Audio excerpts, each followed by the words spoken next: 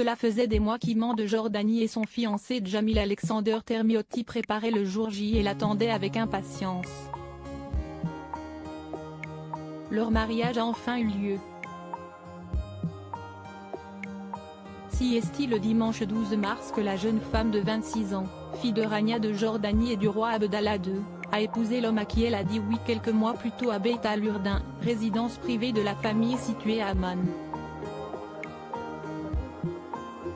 Entourés de leurs amis et des membres de leur famille, les époux ont attiré tous les regards et ont enfin concrétisé leur amour.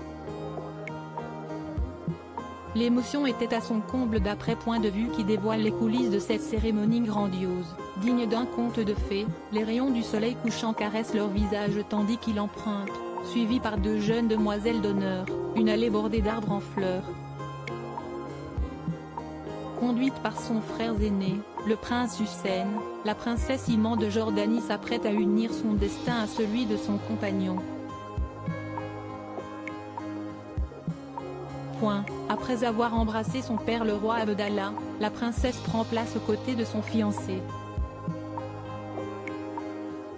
Les époux avaient mis les petits plats dans les grands pour cette journée inoubliable qui n'a pas échappé aux petits couacs que les mariages peuvent connaître, notamment au moment de l'échange des alliances. L'imam invite le roi Abdallah à signer le contrat de mariage, avant de le présenter à la princesse Iman et à Jamil.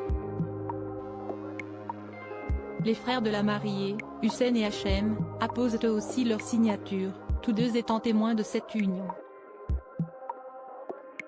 Iman et Jamil éprouvent quelques difficultés au moment d'échanger leurs alliances, ce qui ne manque pas de les faire sourire, précise l'hebdomadaire. Cet incident, évidemment sans gravité, n'a heureusement pas gâché la fête. La belle Iman à la pointe du style. La princesse Iman a débarqué dans une magnifique robe blanche de la maison Dior, spécialement conçue par Maria Grazia Chiuri.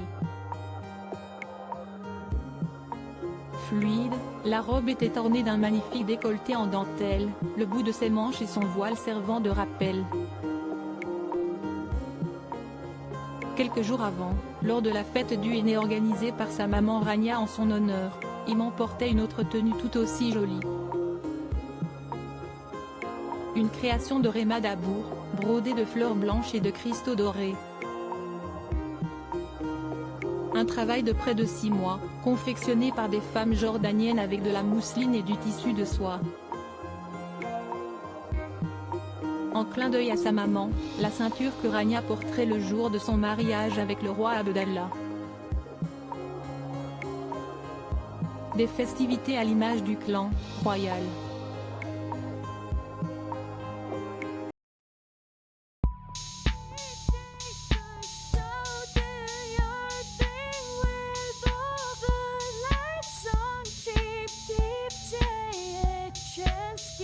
Keep